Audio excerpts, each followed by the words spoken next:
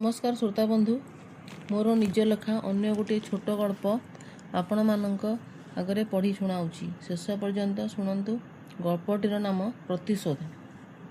Sambalpur session जज court विचारपति आसन रे असीन मासमुंडा हठात सामना काठगड़ारे छिड़ा होई वकिलर प्रश्न बाण को सम्मुखीन होउथिबा राहुल को देखिला।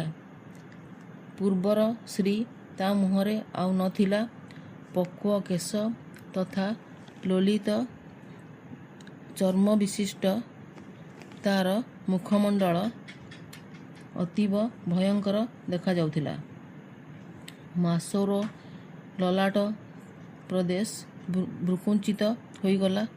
घृणा आउ क्रोधरे सते जेमिति निजर प्रज्ञा को से हरई बसीथिला। चलमान चित्रपट भली अतीतर घटनाक्रम गोटी गोटी होई ता सामनारे भासमान होईगला। प्राय 30 वर्ष तलर से कथा। सेतेबेले से गाँ स्कूलर सप्तम श्रेणी रे पाठ पढ़ुथिला आउ तार बड़ भौणी सोमा दशमरे। बापा निकटस्थ सहरर धनिक व्यवसायी लीलारामर ड्राइवर हिसाब रे कार्य नियुक्त थिले। अल्प रोजगार थिला। महार्ग परिवेश कौन सेमाने जानी नथिले। तेबे अनाटन भी नथिला। हस खुशी रे समय केमिति गड़ी जाउथिला सेमाने जानु नथिले। अधिकांश समय रे बापा खूब डेरी रे घरे पहुँचुथिले। थरे थरे लगातार 3-4 दिन फेरु नथिले। दिन दिन धरी क्वचित बापांक सांगरे भाई भौणींक देखा हेउथिला। तेबे सेमानंक भितरे स्नेह और श्रद्धा अतुट रहुथिला। बापा जो दिन घरे रहुथिले से दिन उत्सव भली परिवेश सृष्टि हेई जाउथिला। सभिए एका सांगरे भोजन करुथिले। भाई भौणी 2 जण व्यवहार रे जेमिति धीर तथा सुशील, पाठ पढ़ारे सेमिति खूब कुशल थिले। निज निज कक्षरे सर्वदा प्रथम स्थान बजाय रखिथिले। एभली 2 जण हीरक सदृश संतान को पाई बापा निजकु कृतकृत्य मणुथिले। विवेकहीन बुद्धिर किछि मर्यादा नहीं। एकथा 2 भाई भौणी को से बारंबार कथा छଳରେ कहूथिले। कहानी रु टिके बाहरी आपण मानक सहित कथा हेबी। कौन श्रोता बंधु सांगरे अछंती तो? कहानी केमिति लागुची कमेंट रे लिखिबे। आपण केउ जगारू सुनुछंती लिखंतु। आपण मानक पाई तो मु एहा प्रस्तुत करूची। पुणी जिबा कहानी आड़कू। सेई हस खुशीर परिवार उपरे बोधे कहारीर मंद नजर पड़ीगला। माँ अकस्मात दिने साधारण आंतरिक ज्वरे पड़ी आरपारी को चलीगले। स्वभाव मुताबक देह भितरे चलीथिबा अकथनीय पीड़ा को से बापांक आगरे प्रकाश करि नथिले। आउ सेया ही तांको पाई काल हेला।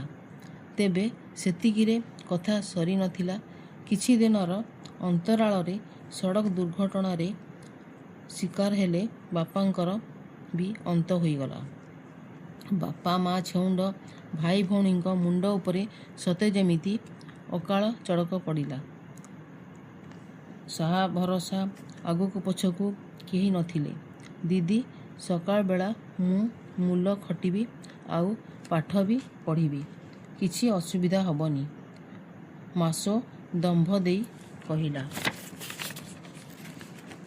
आरे ना रे ना, बड़ थाउ थाउ एडे टिकी छुआटे हेइकी तू कौन काम करिबू?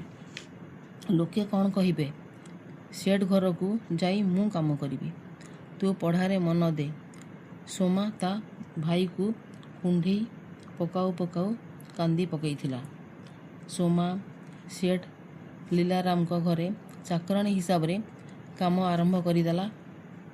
ପାଖାପାଖି 2 ବର୍ଷ ଏମିତି ଗଡ଼ିଗଲା। ସୋମା ସାଇକେଲରେ ପ୍ରତିଦିନ ସହରକୁ ଯାଉଥିଲା ଆଉ ସନ୍ଧ୍ୟାରେ ଫେରୁଥିଲା।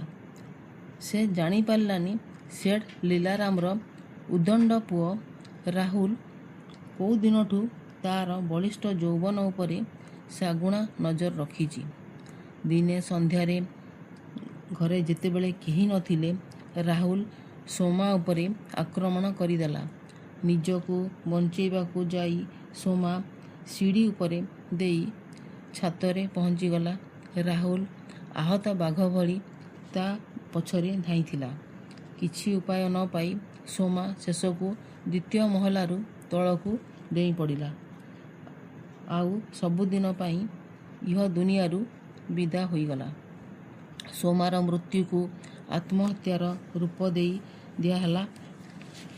ଯାହା ଆଉ ଫେରିବନି, ତା' ପାଇଁ ମୁଣ୍ଡକୁ ଭାରାକ୍ରାନ୍ତ ନ କରି ନିଜର ପାଠପଢ଼ାରେ ମନୋନିବେଶ କରିବା ଉଚିତ ବୋଲି ସେଠ୍ ଲୀଲାରାମ ମାସୋକୁ ସାନ୍ତ୍ୱନା ଦେଇଥିଲେ। ସୋମାର ଆତତାୟୀ ସେଇ ନୃଶଂସ ରାହୁଲ ପୁନଶ୍ଚ ଗୋଟିଏ ନରହତ୍ୟା ଅପରାଧରେ ଦୋଷୀ ହୋଇ ଅଧୁନା ତା' ସାମନାରେ ନ୍ୟାୟର ଗୁହାରି କରିଥିଲା। ଏଭଳି ଅମଣିଷ ସତରେ କ'ଣ ନ୍ୟାୟର ହକ୍ଦାର? ମାସୋ ସ୍ଥିର କରି ନେଲା ସେ ପ୍ରତିଶୋଧ ନେବ। ଏତେଦିନ ପରେ ସୁଯୋଗ ମିଳିଛି। ବଡ଼ ଭଉଣୀ ସୋମାକୁ ନିଶ୍ଚୟ ସେ ନ୍ୟାୟ ଦେବ। ତେବେ ତତ୍କ୍ଷଣାତ୍ ତା'ର ଭାବାନ୍ତର ହେଲା। ସେ ନ୍ୟାୟାଧୀଶ। ପ୍ରକୃତ ତଥ୍ୟକୁ ବିଚାରଭୁକ୍ତ ନ କରି ସେମିତି କ'ଣ ସେ କାହାକୁ ଫାଶିଖୁଣ୍ଟରେ ଝୁଲେଇ ଦେଇ ପାରିବ? ତା'ର ବାପା ଯେଉଁ ବାରମ୍ବାର କହୁଥିଲେ, ବିବେକହୀନ ବୁଦ୍ଧିର କିଛି ମର୍ଯ୍ୟାଦା ନାହିଁ, ତାକୁ କ'ଣ ସେ ଏଡ଼େଇ ଯାଇ ପାରିବ? ମାସୋ ଅସ୍ଥିର ହୋଇପଡ଼ିଲା। କୌଣସି ସିଦ୍ଧାନ୍ତରେ ସେ ପହଞ୍ଚି ପାରୁନଥିଲା। କାହାଣୀଟି ଏଇଠି ସରିଲା। ଅନୁରୋଧ, କାହାଣୀଟି ଭଲ ଲାଗିଥିଲେ ଲାଇକ୍, ସବସ୍କ୍ରାଇବ୍, ସେୟାର କରନ୍ତୁ। ପୁରା ଶୁଣିଥିବାରୁ ଅନେକ ଅନେକ ଧନ୍ୟବାଦ। ପୁଣି ଗୋଟେ କାହାଣୀ ନେଇ ଶୀଘ୍ର ଆସିବି। କାହାଣୀଟି ଏଇଠି ସରିଲା। ଅନୁରୋଧ, କାହାଣୀଟି ଭଲ ଲାଗିଥିଲେ ଲାଇକ୍, ସବସ୍କ୍ରାଇବ୍, ସେୟାର କରନ୍ତୁ। ପୁରା ଶୁଣିଥିବାରୁ ଅନେକ ଅନେକ ଧନ୍ୟବାଦ। ପୁଣି ଗୋଟେ କାହାଣୀ ନେଇ ଶୀଘ୍ର ଆସିବି।